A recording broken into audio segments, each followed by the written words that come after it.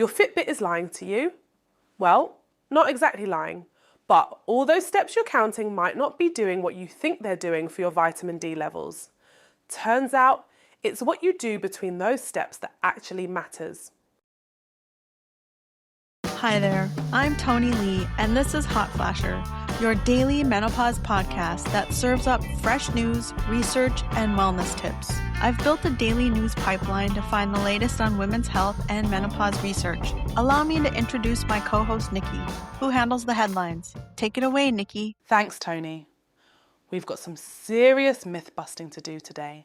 I'm looking at 3 pieces of research that completely flip common assumptions about our health. And honestly, one of them made me rethink my entire relationship with my step counter. First up, that vitamin D deficiency so many of us deal with after menopause. We've all heard the advice, get outside, take more walks, move your body. All good advice, but researchers just published something in PubMed that changes how we should think about this. They strapped accelerometers on postmenopausal women, not the kind that just count steps, but the sophisticated ones that track exactly how you move throughout the day. What they found was fascinating. Your total step count, basically irrelevant to your vitamin D status, but the amount of time you spend sitting, that's what correlated with lower vitamin D levels. This study was led by Domingo Molina and published just yesterday. They specifically looked at sedentary behaviour versus daily step count in postmenopausal women. The results challenge everything we think we know about exercise and vitamin D. Now, vitamin D isn't just made when you exercise, it's made when your skin is exposed to sunlight. So this makes sense when you think about it.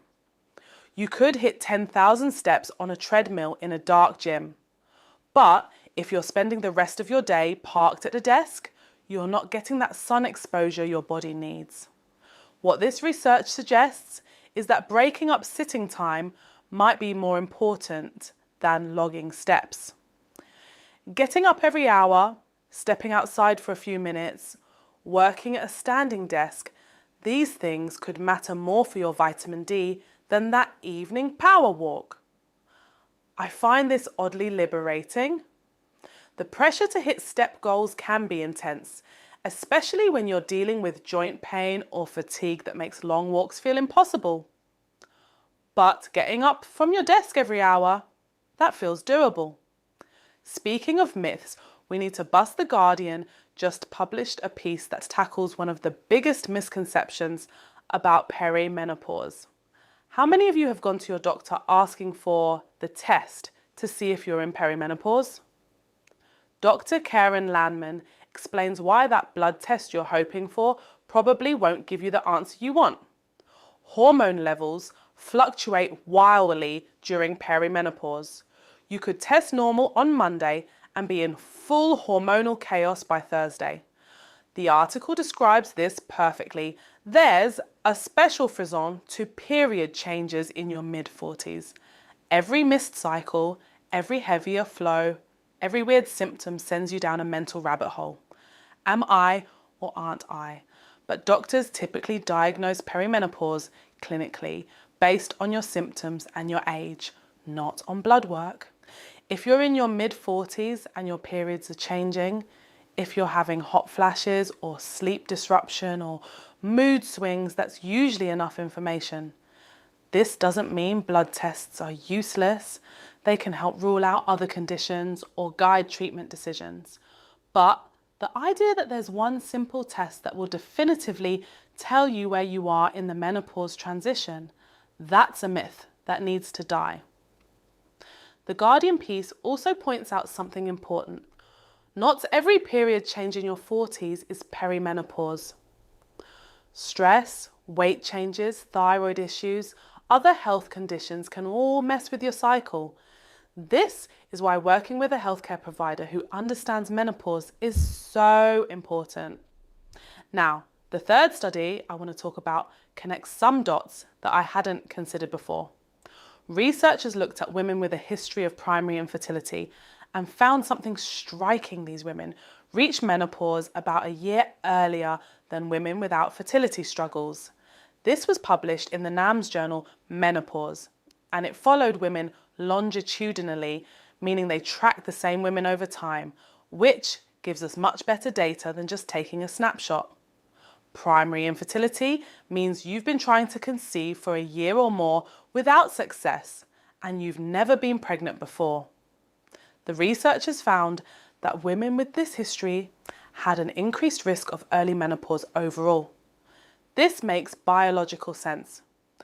Both infertility and early menopause can be related to ovarian reserve, essentially how many viable eggs you have.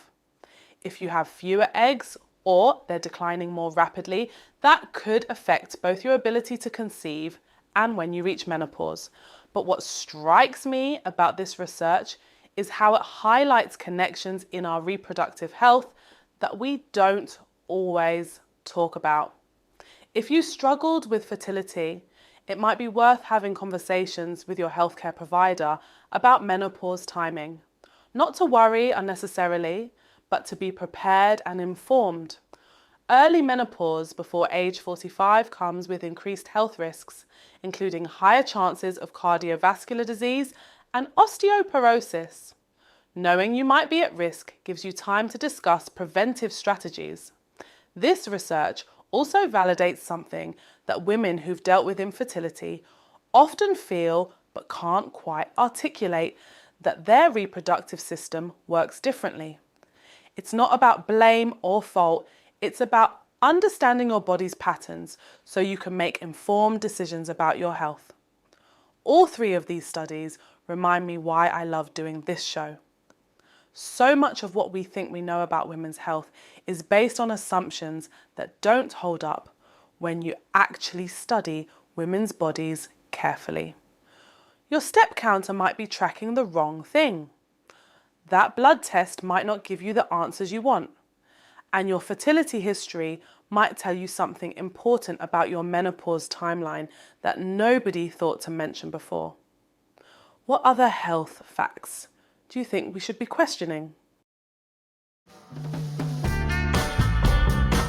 Thanks for listening to Hot Flasher. We're back tomorrow with more, so don't forget to subscribe. See you tomorrow.